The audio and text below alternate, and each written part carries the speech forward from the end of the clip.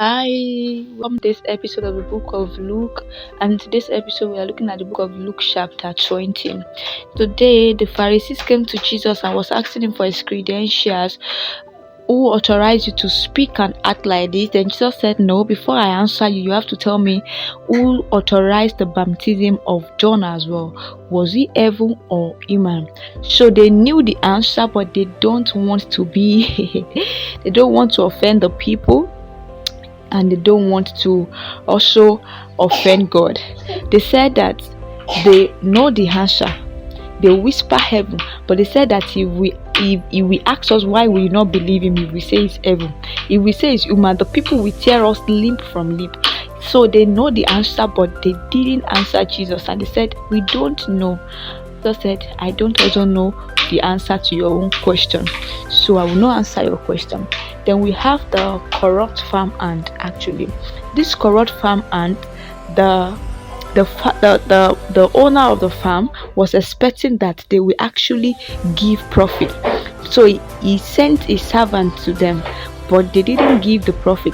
Rather, they beat them and sent them back to him empty-handed. And then he thought that, let me send my beloved on my hair, at least they will accord him the same honor that they accord to me. And so when they saw the beloved son, they were happy that, we're going to kill him, that if we kill him, at least we will own the vineyard to ourselves, it will be our own. And so they killed him. And Jesus said that the stone that the builders rejected has become the cornerstone. He said anyone falling over that stone will break every bone in his body. If the stone fall on anyone, it will be a total smash up. The religious scholars and the high priests, they were like they were intimidated by public opinion because they wanted to react. They knew that the parable was for them, but they were intimidated by public opinion. God is the one that owns the farm, and the vineyard. The word at large is that farmyard, and the servant of God that he has sent to them to preach the gospel are the ones that were beaten and sent back empty-handed. And Jesus is that beloved son that was sent, and they killed him. So they spouse to Jesus to inquire if it was good to pay tithes. Is it lawful to pay tax to Caesar or not? And because Jesus knew their thought, he asked them for a coin, and he said, the engraving, whose engraving is this on this coin? They said it's Caesar. Then he said, give unto Caesar what belongs to Caesar, and give to God what belongs to God. I love that response. Jesus is so wisdom of God. Jesus is so filled with the wisdom of God. So some of the Pharisees also came to him asking about resurrection. They don't believe in resurrection, and so they think that they can use this question to just bring him down.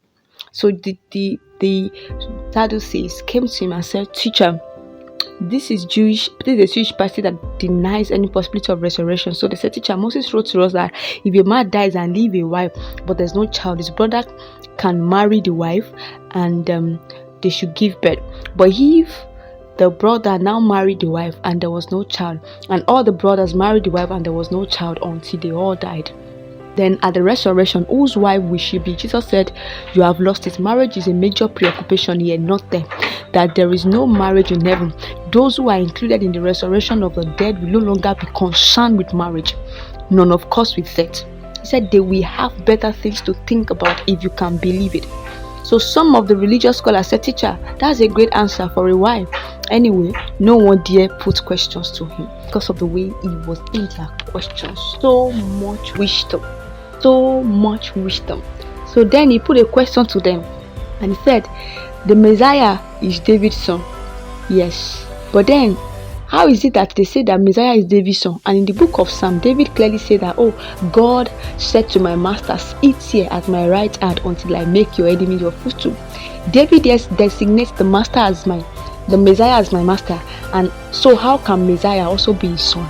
So with everybody listening, Jesus spoke to his disciples, watch out for the religious scholars.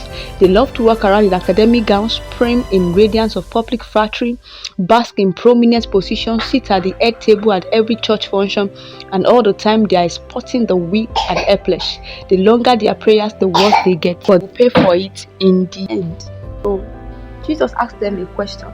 Jesus was called David's son because he comes from the lineage of David biologically.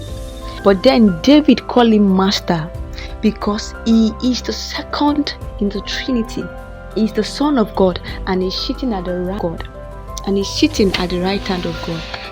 So today's lessons, Jesus was referred to as David's son because he comes from the lineage of David. Then David referred to him as master because he's the Son of God. It's as simple as that. I hope you're able to answer that. So don't be greedy. Don't be greedy. From that parable, we can see that the farm hands were greedy. And the way I explained that God is the owner of the farm, the word at large is the vineyard. The servants he sent to them were prophets that they didn't listen to, and that they didn't listen to and they maltreated. He sent them servants, but they maltreated them and sent them back empty-handed. Then the son, the beloved son that he sent, thinking they would respect him, was Jesus and died. So don't allow the death of Jesus to be in vain. Accept Jesus as your Lord and as your Savior. Make sure that you preach others. He has come, said the son that the builder rejected has become the cornerstone. Obey government. When they came to Jesus, they thought they were going to be able to bring him down. They said, to pay tax. He said, the money, the coin in your hand, whose engraving is on it? They said, it's Caesar. He said, then give to Caesar what belongs to him. What's difficult about that? And give to God what belongs to God as well. Do you understand? So obey government. You can't say you are a Christian and you are not well behaved. You don't obey government. You don't obey rules. You don't obey even little traffic rules. You don't obey them. It shows the kind of Christian we are, because God is, I think we still get there in the book of Romans. The Bible was saying that God is God of order. Is the God of order. My version says that, Message version says that God put police there to ensure order, and there's no government, no authority arrives power without the concept of God. God knows about everything. So if you say you're a Christian, your heaven is your home, heaven is your goal, and you think that you can just break governmental rules and regulation, it shows that you are not a good Christian, because Jesus commanded that we give unto Caesar what belongs to Caesar, give to God what belongs to God. Today's faith challenge: have you been giving to Caesar what belongs to Caesar? Yourself. If you have not been doing that, just begin to do it. Begin to do it. Thank you for listening to this episode, and in the next episode.